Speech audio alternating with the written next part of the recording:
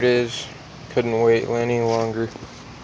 I sat the background out in the sun for 3 or 4 hours till it got warm, brought it back inside, let it sit another hour or so.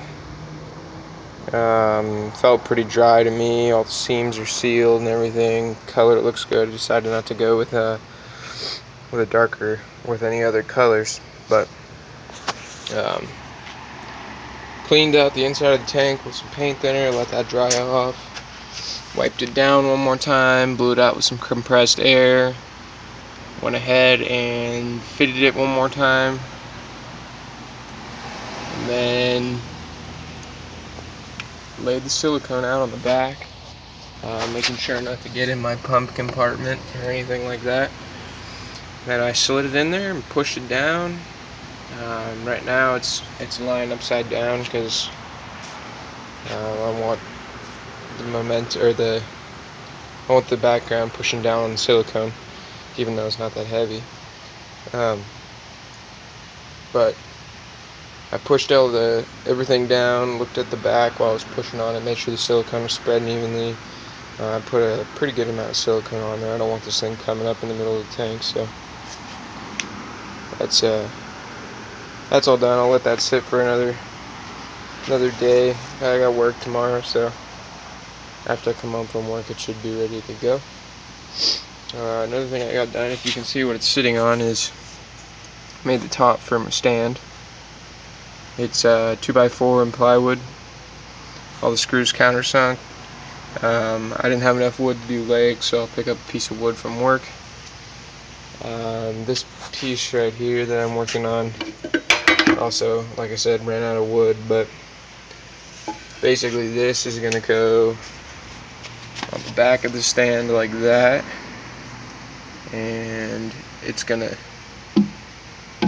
go towards where the back wall is,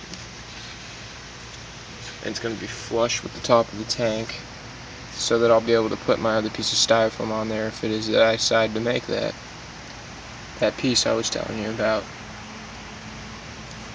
So that's what I got done today.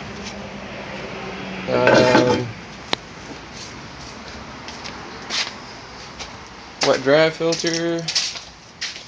Where is it? Okay, I filled it up. It worked great. I got this little, where'd it go? Right here. This piece, if you remember. The holes drilled in it, small holes towards the back, big holes at the bottom. That way it gives the water a chance to float past the small holes and onto the big holes so it spreads evenly. I'm actually going to make these holes bigger because not enough water falls through. But the other ones, they work great. It's pretty much even all the way around despite the hole sizes. So that works good. Just sets right in here like this. It's got a nice little silicone wall to keep some of the water in there. Water fills up in here where the heater is, pours over this little spillway into this tray, and then it'll drip across my scrubby pads. But if you can see, I got a little problem here. Silicone didn't really want to stick to this that well. Any of this plastic, that is. So when I went to go dump the water out, I went and busted this piece. So I gotta run another bead of silicone on there, which won't be a problem. I'll just go up the back, up the front, that way it doesn't move away. What happened was when I dumped the water to the side, it caused this to spread and pulled the silicone away from the, see, it did it on that side too. So I got some rethinking here to do.